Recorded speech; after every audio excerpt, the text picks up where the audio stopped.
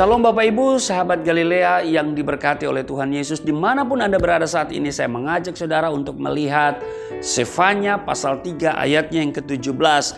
Tuhan Allahmu ada di antaramu sebagai pahlawan yang memberi kemenangan. Ia bergirang karena engkau dengan sukacita.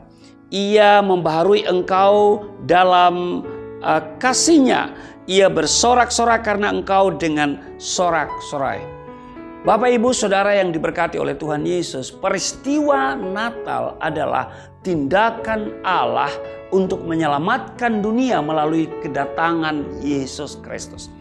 Nabi Sefanya dalam pasal 3, kalau saudara baca mulai dari ayat 14 sampai dengan ayat 20, bernubuat tentang dua hal. Yang pertama, peringatan kepada Yehuda dan Yerusalem akan datangnya hukuman dari Allah karena dosa-dosa bangsa itu yang mengabaikan Allah dan hidup dalam kekerasan.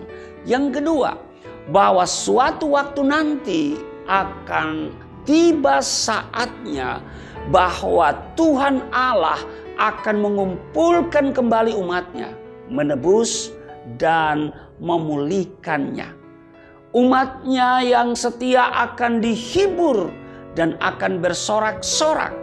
Mereka bergembira karena Allah akan ada di tengah-tengah mereka sebagai pahlawan perang yang memberi kemenangan kepada mereka.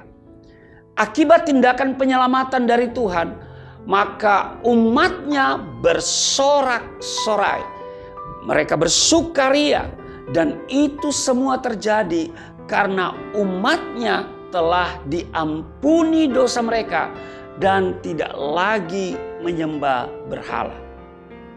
Nabi Sefanya mengimbau agar bangsa itu bertobat dan mencari Tuhan dengan kerendahan hati sehingga mereka akan dipulihkan.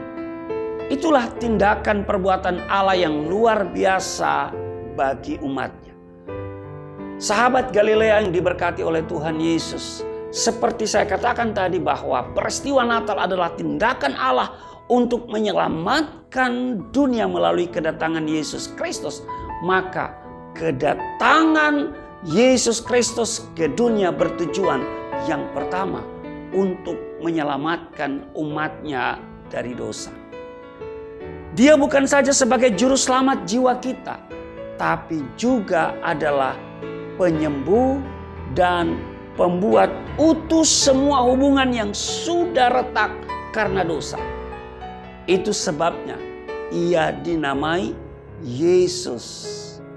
Bukan yang lain, bukan Rusli, bukan Amir, bukan Erdo, tapi Yesus. Artinya Allah itu juru selamat. Amin saudara. Nah, kalau saudara baca dalam Matius pasal 1 mulai dari ayat 18 sampai 21. Saudara, di sana dikatakan bahwa ia akan melahirkan anak laki-laki.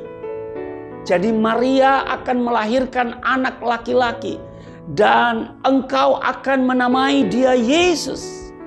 Di sana ditekankan kepada Yusuf supaya harus menamai anak itu Yesus, bukan yang lain, ya, bukan Rusli, bukan Amir, ya, bukan yang lain, saudara. Kenapa? Karena dikatakan karena dialah yang akan menyelamatkan umatnya dari dosa mereka.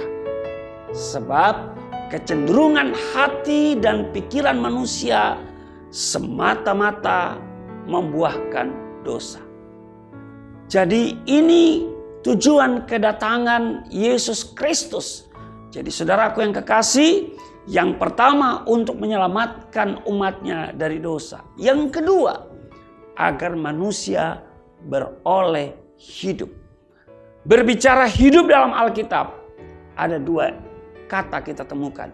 Yang pertama, Zoe, artinya hidup yang kekal. Lawan dari kematian yang kekal, lawan dari maut yang kekal.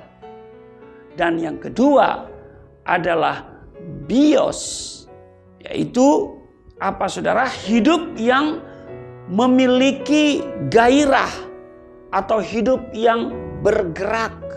Ya, bios, makanya ada bioskop. Saudara ya, kita melihat gambar yang bergerak, makanya kelihatan hidup.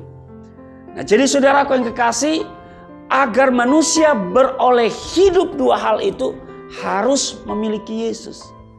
Bukan saja hidup yang kekal, tetapi juga hidup yang bersemangat, yang bergairah. Amin. Jadi kalau kita terima Yesus, maka dua hidup ini kita miliki. Hidup yang kekal, masuk surga, tapi juga hidup yang berkelimpahan, hidup yang diberkati, hidup yang memiliki semangat. Amin. Haleluya. Yang ketiga, tujuan kedatangan Yesus. Yang ketiga, untuk memuliakan kita. Ingat, untuk memuliakan kita. Artinya, mengangkat dan mengubah hidup kita menjadi lebih baik. Amin. Ada contoh dalam Alkitab seperti Yakub. Dari si penipu menjadi Israel, menjadi pemenang. Amin. Atau biasa disebut dengan pangeran Allah. Israel, pangeran Allah. Kita juga bisa lihat bagaimana Paulus dari pemburu orang Kristen menjadi penginjil yang hebat.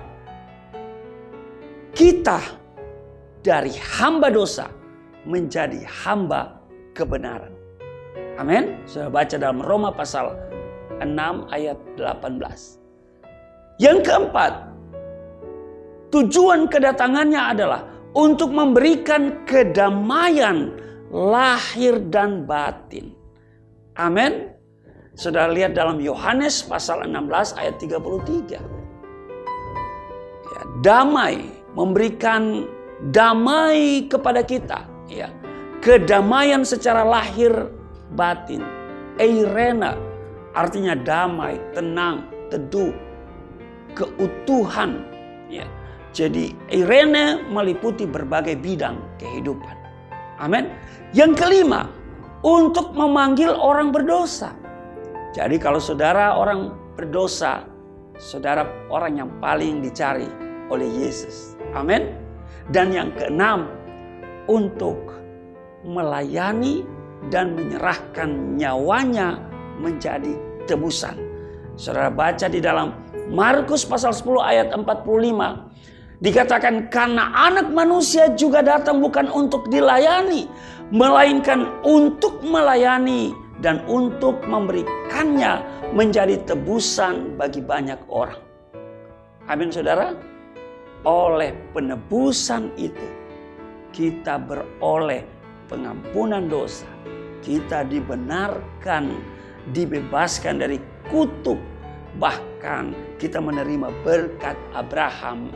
Sehingga berkat Abraham itu menjadi milik kita. Dan juga kita menjadi miliknya Allah. Amin. Tuhan Yesus memberkati. Mari kita berdoa. Terima kasih Tuhan.